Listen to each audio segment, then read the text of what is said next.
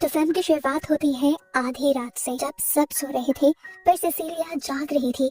Bed की दूसरी तरफ एड्रियन सोया हुआ था, जो कि उसका हस्बैंड है और एक बहुत ही मशहूर और अमीर ऑप्टिकल इंजीनियर भी है। बज़ाहिर तो सिसिलिया की जिंदगी आइडियल थी, लेकिन अंदर से वही जानती थी कि वो किस जहन्नुम में रह रही है। एड्रियन एक जालिम और कंट्रोलिंग हस्बैंड था। वो उसे कंट्रोल भी करता था और टॉर्चर भी करता था, और सिसिलिया अब उससे आजादी चाहती थी। लेकिन वो जानती थी कि इस तरह एड्रियन उसे अपनी लाइफ से निकलने नहीं देगा, इसलिए उसने भागने का डिसाइड किया। पूरा प्लान वो कर चुकी थी। भागने से पहले वो एड्रियन को बेहोश होने के लिए एक मेडिसिन देती है, और जैसे ही उसे यकीन होता है कि इस मेडिसिन ने अपना काम कर दिया है, तो वो जल्दी जल्दी अपना सामान पैक करती है और घर से निकलने की तैयारी करती है। घर के सभी कैमरास को वो डिफ्यूज कर देती है, सिवाय एक कैमरा के जो उसके रूम में लगा हुआ था, और उस कैमरा और अपने फोन के जरिए वो एड्रियन पर नजर रख सकती थी। इसके बाद वो जल्दी से कपड़े बदलती है, और जैसे ही घर से निकलने वाली होती है तो गैराज में उसे अपना डॉग दिख जाता है। इस बेचारे मासूम को वो जालिम इंसान के मुकरम पर नहीं छोड़ सकती थी, इसलिए जाने से पहले उसने इस डॉग को भी आजाद करने का सोचा। और जब उसने कॉलर उतारने की कोशिश की तो गलती से कार का अलार्म बज गया। वो बहुत ज्यादा डर जाती है, और इसी घबराहट और डर के माहौल में वो जंगल की तरफ भागती है। उधर एड्रियन भी जाग गया था। जल्दी वो पकड़ी जाती, मगर जंगल में उसकी दोस्त एमिली उसकी मदद के लिए खड़ी थी। जैसे ही वो कार में बैठती है तो उसके पास मौजूद बेहोश करने वाली मेडिसिन जंगल में ही गिर जाती है। इतने में एड्रियन भी यहाँ पहुँच जाता है और उसे रोकने के लिए भागता है, लेकिन एमिली तेजी से गाड़ी चला देती है और ये लोग एड्रियन से दूर निकल जाते हैं, और इस तरह सिसिलिया आखिरकार आजाद हो जाती है। लेकिन वो ये बात नहीं जानती कि उसकी आजादी उसकी सबसे बड़ी मुश्किल बनने वाली है। 2 हफ्तों बाद सिसिलिया एमिली के एक्स हस्बैंड जेम्स और उसकी बेटी सेट्टी के पास रहती हुई दिखाई जाती है, मगर 2 हफ्ते गुजर जाने के बावजूद भी उसके दिल से ये खौफ नहीं निकला था कि एड्रियन उसे आकर ढूंढ लेगा, उसे पकड़ लेगा। इसी वजह से वो घर से बाहर निकलने से भी डरती थी, और इस सारे टाइम में उसे एक बहुत ही अजीब एहसास भी होता रहता था कि जैसे कोई हर वक्त उसके ऊपर नजर रखे हुए है। इन चीजों से वो पहले से भी ज्यादा डर गई थी और भी ज्यादा डिस्टर्ब रहने लगी थी। फिर एक दिन एमिली उसके घर आती है और उसे वो खबर सुनाती है जिस पर यकीन करना मुश्किल था। एमिली खबर देती है कि एड्रियन ने सुसाइड कर ली थी। ये सुनकर सिसिलिया कुछ कह नहीं पाती। वो इतनी हैरान थी कि उसे इस बात का रिस्पांस देना भी याद नहीं रहा। वो फौरन बाथरूम में चली गई। उसको समझ नहीं आता कि जो आदमी अपनी जिंदगी की हर चीज को कंट्रोल करता था, यहाँ तक कि अपनी वाइफ को भी, अपने काम को भी, वो ऐसी कमजोर हरकत कैसे कर सकता था। हमेशा एड्रियन ने ही उसे बताया था कि क्या खाना है, क्या बोलना है, क्या पहनना है और कहाँ जाना है। वो जितना एड्रियन को जानती थी, एड्रियन ये सब नहीं कर सकता था। वो यही सारी बातें एमिली से भी कहती है, पर एमिली उसे बताती है कि सुसाइड की खबर सच्ची है और अब तुम हमेशा के लिए महफूज हो और इस घर से बाहर भी निकल सकती हो। काफी टाइम अपने आप को समझाने के बाद सिसिलिया के अंदर आखिर इतनी हिम्मत आ जाती है कि वो घर से बाहर निकलती है और मेल बॉक्स चेक करती है। मेल बॉक्स में उसे एक लेटर रिसीव हुआ था एड्रियन के लॉयर और उसके भाई टॉम की तरफ से, जिसे पढ़ने पर उसे पता चला कि एड्रियन उसके लिए $5 मिलियन छोड़ कर गया था। बहुत ज्यादा खुश थी। सबसे पहले वो इन पैसों से जेम्स और सिडनी के लिए कुछ गिफ्ट्स लेकर आती है, जिनके घर पर वो रह रही थी। सिडनी के साथ तो वो बहुत ज्यादा अटैच हो गई थी और सिडनी उसे बिल्कुल अपनी बेटी की तरह लगती थी। वो जानती थी कि सिडनी को फैशन स्कूल जाना है और उसकी फीस के पैसे भी वो खुद देती है। ये सब करने के बाद उसे लगता था कि वो बहुत ज्यादा खुश हो जाएगी, मगर वो और भी ज्यादा डरने लगी, क्योंकि ये एहसास अब बढ़ता ही जा रहा था कि जैसे उसके करीब कोई है जो उसके ऊपर हर वक्त नजर रखे हुए है। अगले ही दिन ये बात उसे कंफर्म भी हो जाती है जब एक छुरी खुद ब खुद किचन में नीचे गिर जाती है और किचन में ही खाना बनाते हुए स्टोव पर आग भी लग जाती है। उसी रात सिसिलिया जब सोने के लिए अपने रूम में जाती है तो दोबारा उसे महसूस होता है कि कोई उसे देख रहा है। पूरे रूम में कोई नहीं था। दरवाजा खोलकर उसने बाहर देखा तो वहाँ पर भी कोई नहीं था। उसने फिर दोबारा से ही अपना वहम समझा और सो गई। आधी रात में दोबारा उसकी आँख खुली। उसे अपने करीब किसी के सांस लेने की आवाज आती है। सिसिलिया इतना ज्यादा डर जाती है कि अपने आप को मूव भी नहीं कर पाती। कुछ देर बाद कोई उसके ऊपर से चादर खींच लेता है और उन लोगों की पिक्चर्स लेता है। वो डरकर अब उठकर बैठ गई। वो अब समझ चुकी थी कि कोई तो है जो उसके आसपास है, जो उस पर नजर रख रहा है, और अब तो वो उसे अपने सामने वाली चेयर पर बैठा महसूस भी कर पा रही थी। लेकिन उसे समझ नहीं आता कि वो उसे देख क्यों नहीं पा रही। सिसिलिया डर कर जेम्स को फोन करती है, मगर जब वो आता है तो उसे कोई भी नहीं मिलता। जेम्स सोचता है कि सिसिलिया अभी भी एड्रियन की वजह से सदमे में है और उसे आराम करने को कहता है। सिसिलिया खामोश हो जाती है। अगले दिन जब वो जॉब इंटरव्यू के लिए जाती है और अपना पोर्टफोलियो दिखाने वाली होती है तो उसके साथ एक अजीब चीज होती है, उसकी फाइल अंदर से खाली निकलती है। ये देखकर सिसिलिया की तबीयत खराब हो जाती है और वो बेहोश हो जाती है। उसे हॉस्पिटल एडमिट कर दिया जाता है। कुछ घंटों में उसे होश भी आ जाता है और उसे घर भी भेज दिया जाता है। और अगले तीसरे दिन डॉक्टर उसे फोन कर एक शॉकिंग चीज ये बताते हैं कि उसका ब्लड टेस्ट किया गया था और उसके ब्लड में एक मेडिसिन की मिकदार बहुत ज्यादा मिली है। ये वही मेडिसिन थी जो उसने इस्तेमाल की थी एड्रियन को बेहोश करने के लिए। एक और बहुत ही ज्यादा अजीब चीज उसके साथ ये होती है कि जो बोतल वो जंगल में गिरा आई थी उसी मेडिसिन की, वो बोतल अब उसे अपने ही साइड टेबल पर मिली थी।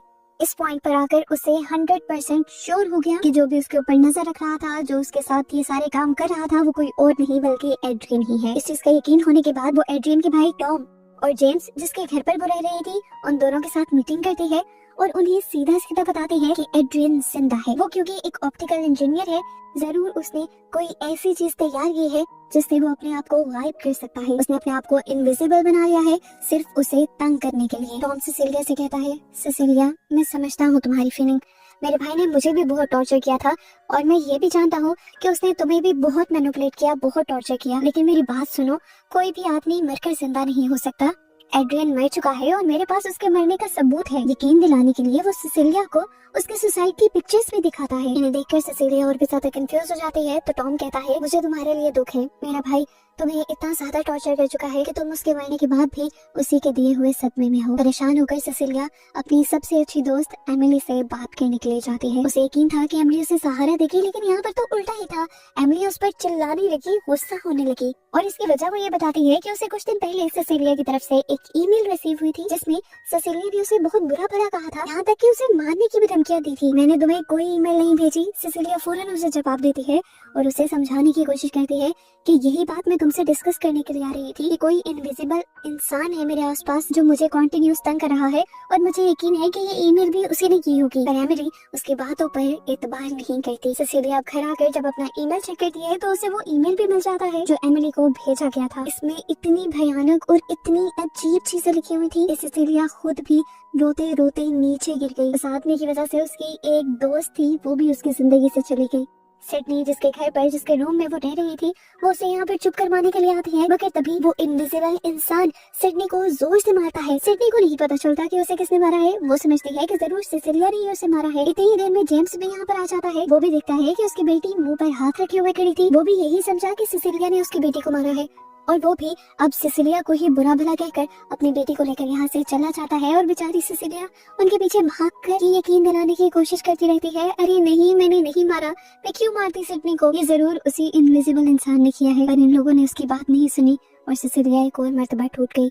सिसिलिया जो अब इन सारी चीजों से बहुत ज्यादा तंग आ चुकी है, वो अब फैसला करती है कि वो इस इनविजिबल इंसान का सामना करेगी और उसकी हकीकत सबके सामने लेकर आएगी, चाहे वो एड्रियन ही हो। सबसे पहले वो अपनी सेफ्टी के लिए एक छुरी उठा लेती है, जिसके बाद वो पूरे फ्लोर पर कुछ चीजें गिरा देती है ताकि जैसे ही इनविजिबल इंसान यहाँ से चले तो उसे पाँव के निशान नजर आ जाए। पर इनविजिबल इंसान वो सारी चीजें साफ कर देता है और ये तरीका उसका काम नहीं करता। अब वो ये कंफर्म करने की कोशिश करती है कि क्या ये इनविजिबल इंसान एड्रियन ही है, इसलिए वो एड्रियन के फोन पर कॉल करती है और शॉकिंगली फोन की आवाज इसी घर के एटिक से आती है। एक मर्तबा तो एड्रियन की वजह से वो बहुत ज्यादा घबरा गई थी, लेकिन फिर उसने अपने डर पर काबू पाया और एटिक में वो इसका मुकाबला करने के लिए गई। वहाँ उसे एड्रियन का फोन मिला और फोन के अंदर एड्रियन ने जो उसकी तस्वीरें ली थी वो भी मिली। ये कंफर्म हो गया कि एड्रियन ही उसके रूम में आकर उसकी पिक्चर्स दे रहा था। इसी एटिक में उसे एक छुरी और इस पूरे घर के ब्लूप्रिंट्स भी मिल जाते हैं। इन सब चीजों के बाद वो नीचे आती है, क्योंकि उसे नीचे किसी के चलने की आहट महसूस हो रही थी। वो किचन में गई तो इनविजिबल इंसान ने उसे गर्दन से पकड़ लिया। सिसिलिया चिल्लाती रही, रोती रही, पर वो उसका गला खोदता रहा, जिसके बाद वो उसे जोर से डाइनिंग टेबल पर फेंकता है और फर्श पर घसीटते हुए कहीं दूसरी जगह ले जाता है। बहुत मुश्किल से ही सिसिलिया ने इस मर्तबा अपने आप को एड्रियन से बचाया था, जिसके बाद वो घर से भागकर रोड पर आ गई। आते ही उसने टैक्सी ली और एड्रियन के घर चली गई, क्योंकि वो जानना चाहती थी कि घर से भागने के बाद ऐसा क्या हुआ था कि एड्रियन एक इनविजिबल इंसान बन गया। चाहते ही वो अपने आप को एड्रियन की लेबोरेटरी में बंद कर देती है और लैब में उसे एक सूट दिख जाता है जो एड्रियन को इनविजिबल बना रहा था। इतनी देर में उसे आहट होती है कि लेबोरेटरी के अंदर कोई आ चुका है, लेकिन इससे पहले कोई उसे देख लेता वो ये इनविजिबल सूट चुराकर एक कबर्ड के अंदर छुप जाती है। इनविजिबल इंसान ने दोबारा उसे ढूंढ लिया था, लेकिन अब भी वो उसके जंगल से बचकर यहाँ से भाग जाती है और भागते ही यहाँ से एमिली को वो फोन करती है और एक रेस्टोरेंट में मिलने के लिए बुलाती है।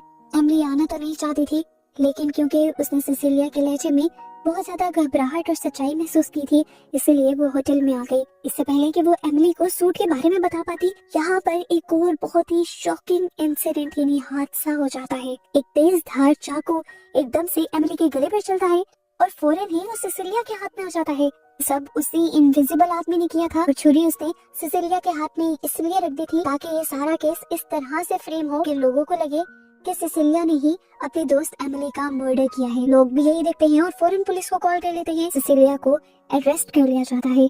पूरे रास्ते सिसिलिया पुलिस वालों का दिमाग खाती रहती है कि मैंने नहीं किया, ये इनविजिबल इंसान ने किया है। मैं यही सब बताने के लिए तो एमिली के पास गई थी।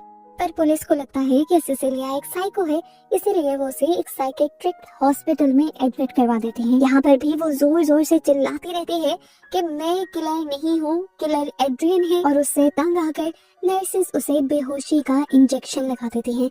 इससे पहले कि वो इस इंजेक्शन के असर में बेहोश हो जाती, वो इनविजिबल मैन आहिस्ता से उसके करीब आकर कान में कहता है सरप्राइज। अब जेम्स, जिसने पहले ही दिन से सिसिलिया को अपने घर में पनाह दी हुई थी, वो भी एक पुलिस ऑफिसर था।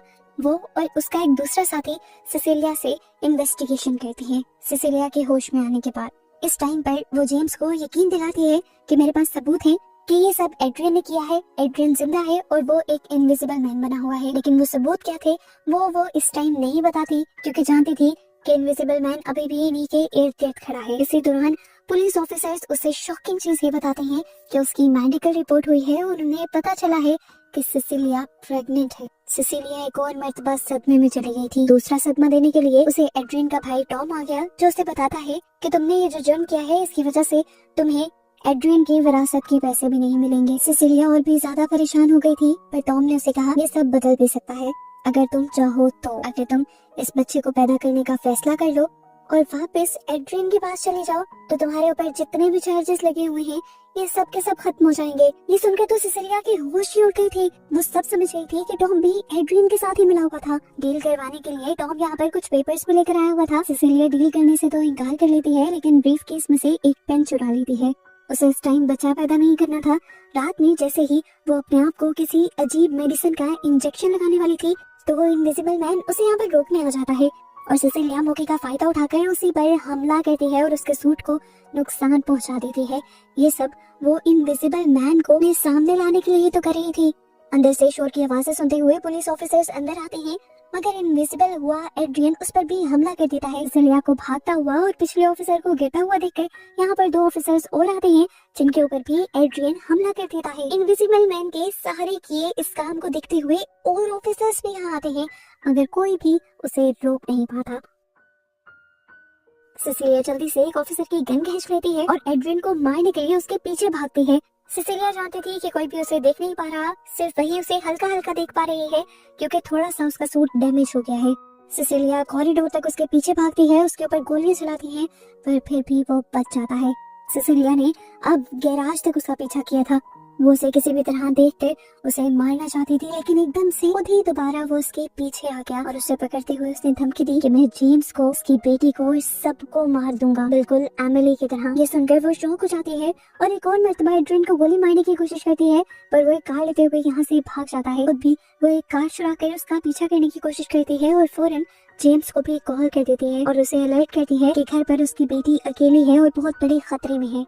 वो इनविजिबल मैन यानी एड्रियन जेम्स के घर पहुंचता है और सिडनी उसके आने को महसूस कर लेती है और अपने आप को बचाने के लिए उसके ऊपर पेपर स्प्रे करती है, क्योंकि वो भी इस सारे हमले के लिए मेंटली तैयार हो चुकी थी, क्योंकि उसके डैड ने उसे बताया था। इन्हीं 2-4 सेकंड्स के अंदर जेम्स भी घर पहुंच जाता है और एड्रियन उसे पकड़कर खूब मारता है। इस सारी चीजों को रोकने के लिए यहाँ पर सिसिलिया जाती है फायर एक्सटिंग्विशर लेकर। वो इस फायर एक्सटिंग्विशर को चारों तरफ स्प्रे करती है और जैसे ही स्प्रे इनविजिबल मैन के ऊपर गिरता है तो इनविजिबल मैन सिसिलिया को नजर आने लग जाता है और वो फौरन बिना टाइम वेस्ट किए उसे गोली मार देती है। ये सब देखकर ये लोग मिलकर उसका सूट उतारते हैं और सूट उतारते ही कुछ देर के लिए सिसिलिया की दुनिया रुक जाती है, क्योंकि उसे लग रहा था उसने एड्रियन को मार दिया, लेकिन असल में इस टाइम ये सूट पहने यहाँ पर टॉम था। अब जैसा कि पुलिस स्टेशन में बार बार सिसिलिया ने एड्रियन का नाम लिया हुआ था और जेम्स भी इसी केस को देख रहा था, तो पुलिस भी इन्वेस्टिगेशन करने के लिए अब तक एड्रियन के घर पर पहुंच चुकी थी और वहाँ पर ये लोग एड्रियन को बेसमेंट में बंधा हुआ देखते हैं और वो क्लेम करता है कि मुझे इस पूरे टाइम में मेरे भाई ने कैद करके रखा हुआ था।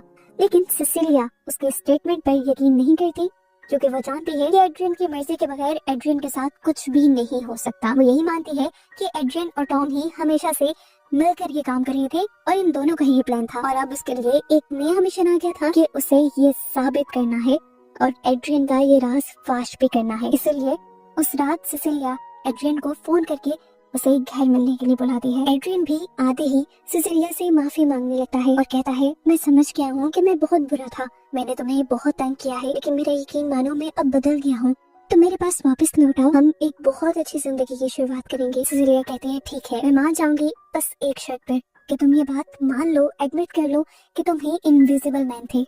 इस मरतबा भी वो कहता है, इनविजिबल इंसान में नहीं था, टॉम था और वही सब कंट्रोल कर रहा था। और इसी दौरान हम देखते हैं कि जेम्स सिसिलिया के पास एक स्पाई माइक्रोफोन के जरिए ये सब कुछ सुन रहा था। ये सुनने के बाद सिसिलिया जोर जोर से रोने लग जाती है और उसे बहलाने के लिए एड्रियन उसी अंदाज में सरप्राइज बोलता है जैसा उसने पुलिस स्टेशन में बोला था।